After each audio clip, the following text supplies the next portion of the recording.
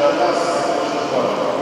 У вас было позитивное настроение, стремление жить, развиваться. И каждый день помнить, что забота власти в первую очередь только о вас, о наших дорогих жителях. Дорогие мои, с праздником, с этим замечательным событием. Самая юная участница восьмилетняя Ирма Смелецкая. Ключ вручает директор бассейна «Отлика» Артему Евгеньевичу Киржеву.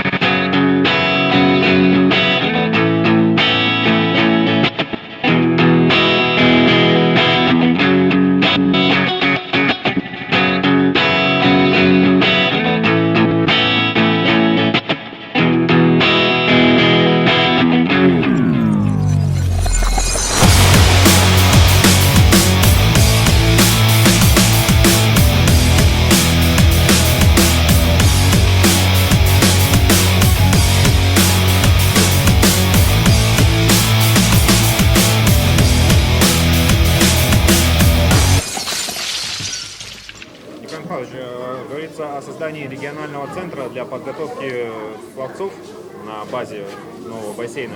На какое количество пловцов будет рассчитан тренерский штаб? Уже есть детали какие-то? Но мы должны понимать, что на базе бассейна уже работает спортивная школа. Первые 150 детей приняты на подготовку по плаванию. В сентябре будут приняты следующие 150 детей. И так каждый год будет увеличиваться количество. Ориентировочно будем выходить на 600 учащихся пловцов. Кроме этого, сюда будут привлечены лучшие 100 пловцов нашей республики, которые сейчас занимаются в разных организациях, и подготовка пловцов, она структурно разобщена. Будет произведена в этом году централизация. А по тренерскому составу? Тренерский состав комплектуемся, соединяя вместе молодость и опыт. Принимаются молодые тренеры, у которых есть желание работать, знания, навыки, и приглашаем на работу очень опытных специалистов, которые могут повести за собой коллектив, который сейчас здесь формируется. Сплав опыта и молодости. Это наша принципиальная позиция.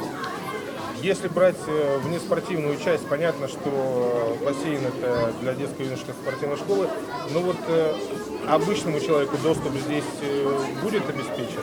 Да, и насколько велика нагрузка? Необходимо. Услуга должна предоставляться любой категории жителей нашего города. При этом должна быть сделана четкая политика, и для определенных категорий по льготному посещению бассейна это обязательно. Услуга должна быть доступной в удобное время. Проводится постоянно мониторинг. Если же будет потребность об сеансах в более позднее время, такие сеансы будут открыты, но после проведения соответствующего мониторинга.